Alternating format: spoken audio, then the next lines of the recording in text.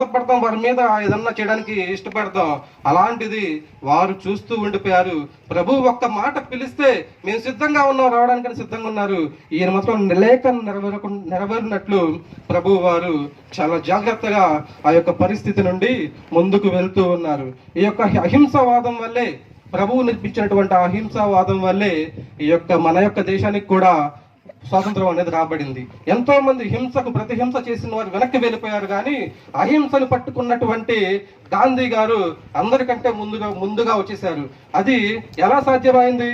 వాక్యమును ధ్యానించినప్పుడు, ప్రభువు వారిని ఎంతో జాగ్రత్తగా చూసినప్పుడు అది సాధ్యమైంది. అలా మనం కూడా వాక్యమును ధ్యానించాలి. మన బాపట్లలో ఒక పాస్టర్ గారు ఉన్నారు. ఆయన చాలా పాతవారు.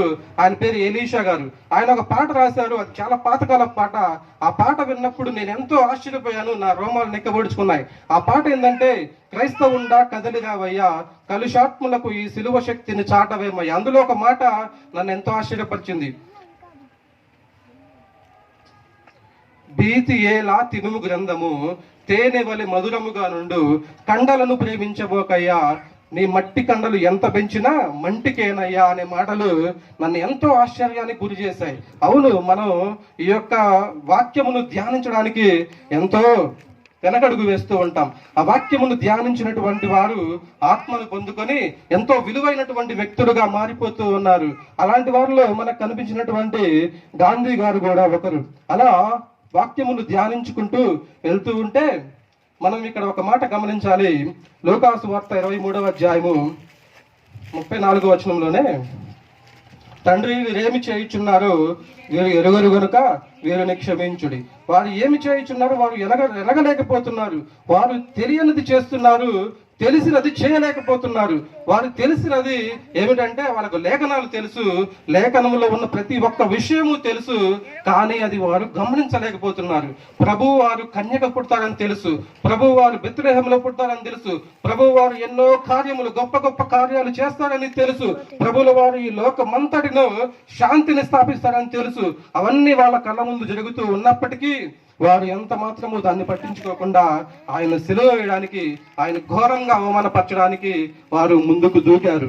అటువంటి పరిస్థితుల్లో ప్రతి ఒక్కరూ నేను చెప్పే విధం ఏంటంటే, బైబిల్ని ధ్యానించాలి. బైబిల్ని ధ్యానిస్తూ ఉన్నప్పుడు అత్యంత విలువైనటువంటి మర్మాలు మనకు తెలియజేయబడతాయి.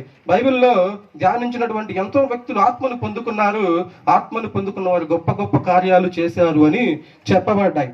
అలాగే మనం ముందుకు వెళ్తే,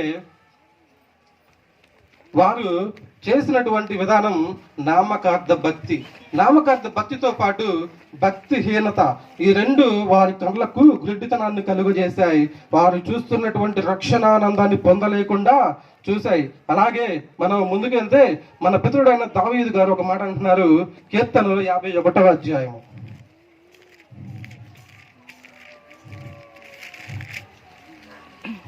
కీర్తనలు 51:11, నీ సన్నిధిలో నుండి నన్ను త్రోసివేయకుము, నీ పరిశుద్ధాత్మను నా యొద్ద నుండి తీసివేయకుము, నీ రక్షణానందము నాకు మరలా పుట్టించుము. చాలండి. ఇది దావీదు గారు చెప్తున్నటువంటి ఒక బలమైన మాట. ఆయన బెత్షెబా గారితో పాపము చేసినప్పుడు ఆయన ఏమాత్రము పట్టించుకోకుండా, దేవుడు చూస్తున్నాడనే విషయం కూడా గమనించకుండా చక్కగా మళ్ళీ ఆయన పరిపాలన ఆయన చేసుకుంటూ ఉన్నప్పుడు నాతాను అనే ప్రవక్తను దావీదు గారి దగ్గరికి పంపించి ఆయనతో మాట్లాడారు. ఆయన కళ్ళు తెరవబడ్డాయి. దావీదు గారు 2 ఆజ్ఞలు వారు మీరారు. 1 7వ ఆజ్ఞ అనగా వ్యభిచరింపకూడదు, అలాగే 6వ ఆజ్ఞ నరహత్య చేయకూడదు. ఆ 2 చేసినప్పుడు ఆయనలో ఉన్న పరిశుద్ధాత్మ సైలెంట్ అయిపోయాడు. ఆయనలో రక్షణానందం తగ్గిపోతుంది. దేవుణ్ణి స్తుతించడానికి ఎంత మాత్రం అవకాశం లేకుండా అయిపోతుంది. ప్రభువు చూపించే ఆ చల్లని పరిశుద్ధాత్మ శక్తి తగ్గిపోతూ ఉంది. ఎప్పుడైతే ఆ నాతాను గారు వచ్చి ఆ విషయం చెప్పారో, ఇక ఆయనకు అర్థమైపోయింది విషయం. వచ్చి ఆయన సన్నిధిలో పడి, అయా నీ సన్నిధిలో నన్ను త్రోసివేయొద్దు, నీ పరిశుద్ధాత్మ నా యొద్ద నుండి తీసివేయొద్దు, నీ రక్షణానందాన్ని నాకు మరలా పుట్టించని గోల చేస్తున్నాడు. అలాగే మనం బైబిల్ చదివినప్పుడు, మనం బాప్తిస్మం పొందుకున్నప్పుడు మనలోనికి పరిశుద్ధాత్మ అనే వరం వస్తుంది. ఆ వరము మనల్ని ఎంతగానో రేపుతుంది. ఆ రేపినప్పుడు మనం గొప్ప గొప్ప కార్యాలు చేస్తామని బైబిల్ గ్రంథం చెబుతూ ఉంది. అలా మన ముందు ఎంతో మంది ఉన్నారు, వారందరూ గొప్ప గొప్ప కార్యాలు చేశారు. అలా మనం పరిశుద్ధాత్మను పొందుకొని మనం చాలా సైలెంట్ గా అయిపోతున్నాం. దానికి ప్రధానమైన కారణం మనం వాక్యాన్ని చదవలేకపోవడమే. వాక్యాన్ని చదివినప్పుడు మన మనోనేత్రాలు వెలిగింపబడతాయి. మనం ప్రార్థన చేసినప్పుడు మన ఆత్మ ఉప్పొంగుతుంది. అది మనల్ని శూర కార్యాలు, వీర కార్యాలు చేయడానికి ఎంతో ముందుకు తీసుకొని వెళ్తుంది. కాబట్టి దేవుడు ఈ రోజు నాకు మీతో చెప్పమని చెప్పిన మాట, మొట్టమొదటిగా తండ్రి వీరు ఏమి చేయుచున్నారు, వీరు ఎరుగరు కనుక వీరిని క్షమించుడు. అనగా క్షమించుడి అనే పదము క్రైస్తవులకు ఎంత విలువైనదో తెలియజేయమని నాకు తెలియజేశారు. రెండవదిగా వాక్యము ఎంత విలువైనదో, వాక్యములో ఉన్న శక్తి ఎంత విలువైనదో తెలియజేయమని నాకు తెలియజేశారు. ఆ యొక్క విధానాన్ని, ఆ యొక్క పోస్ట్ ని మీకు తీసుకొచ్చి నేను అందించాను. ఇందులో ఏమైనా తప్పులుంటే అది దేవాది దేవుడు క్షమించి ఆయన మహిమపరచబడును గాక.